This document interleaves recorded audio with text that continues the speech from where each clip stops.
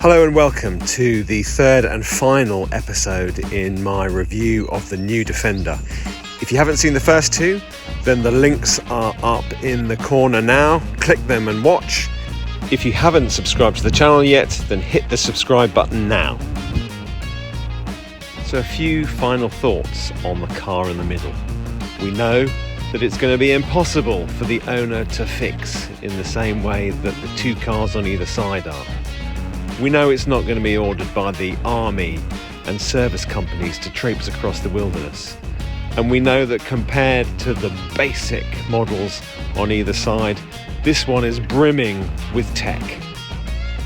And the question is, how often are the majority of purchasers actually going to use that tech? For instance, the car I'm in has a function where, in addition to the three-dimensional parking camera, you've also got the option of a view through the bonnet so you can see where your wheels are positioned. It's a truly stunning bit of kit, and I hope that it's not just going to be used in someone's driveway like I'm doing here.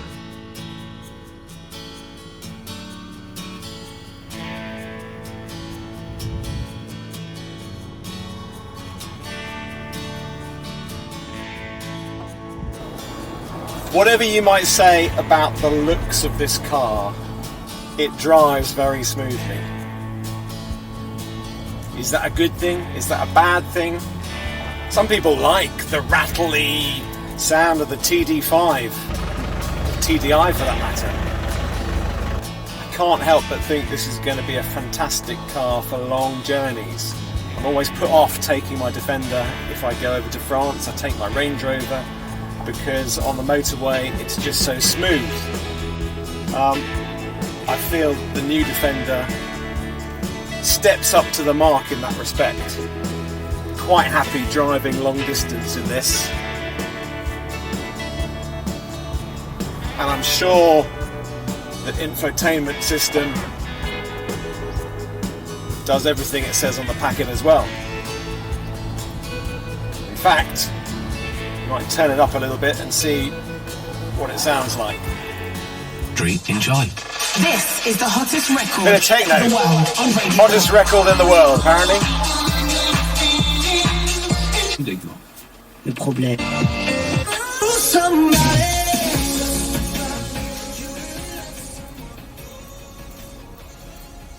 You got to do a lot of winding on that volume knob to get it down. I don't know if you can adjust the sensitivity. It's a bit like having a mouse on your computer that is insanely insensitive and you have to roll it and scroll it to get it anywhere on the screen. I've got to say, it's pushing 20, 29 degrees outside at the moment. Windows open a little bit.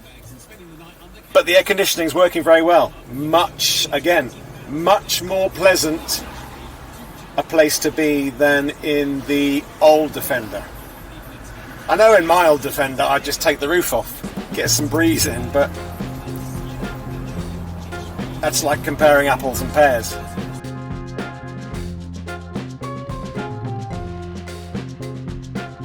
Now, as I'm driving around, I've noticed that the centre console around where the switch gear is for the air conditioning and the radio and everything is actually really tactile. It's some sort of rubber. I really like the feel of it. Not shiny, unlike all the other models in the Land Rover range, which seem to go for this piano finish at the moment. This is nice, this is sturdy, and I really feel it could work well off-road. Now, there's literally hundreds of reviews online at the moment by journalists giving you the performance figures and the factory spec, and I'm not going to regurgitate those for you because they're easy to find.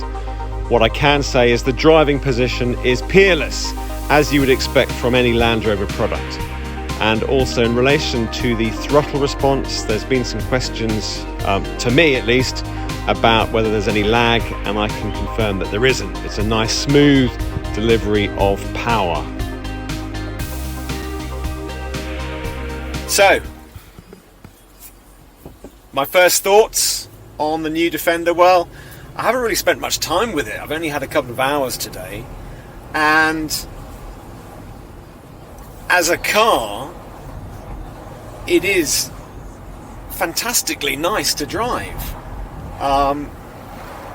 Really smooth, intuitive. As a Defender, I think the jury's still out. I think my jury is still out. It was such a big leap to go from old Defender to this one. When you think about it, it's clear that Discovery 3 and Discovery 4 were very much the cars that should have come between, with the Defender name on, perhaps, to take us from where we left off to where we are now. I need a bit more time with it, to be honest. I need to see whether it works on a daily basis with stuff and dogs and dirt and life. I'm sure it's been designed to deal with them, but it's really difficult.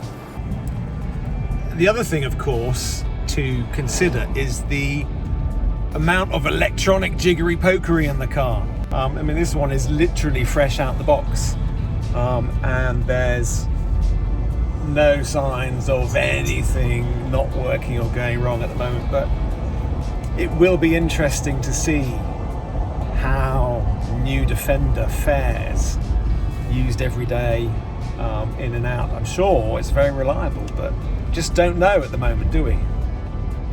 It's a really comfortable place to be, I'll give you that. And I actually really like all the finishes in here, very tactile. I know that they're plastic, but they're really good quality plastic. I think they'll be hard wearing as well. I'm sure they're designed for that. I can't believe that Land Rover wouldn't have done that. Big boots to fill. But you know what? It's very comfortable boots. On an island, there's Defenders everywhere. They're tools. Is this one going to be a tool?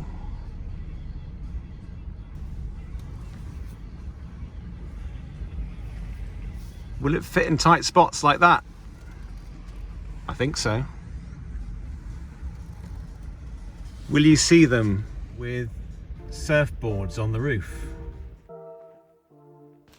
At the moment, this car is a blank canvas, and I really hope that owners get the opportunity to accessorise them and personalise them, both inside and out, in the way that they did the old ones, because that is what Defender ownership is all about. I really hope you've enjoyed my look at the new Defender. If you have, then give the episodes a thumbs up, and don't forget to subscribe so you don't miss out on any future uploads. Catch you soon.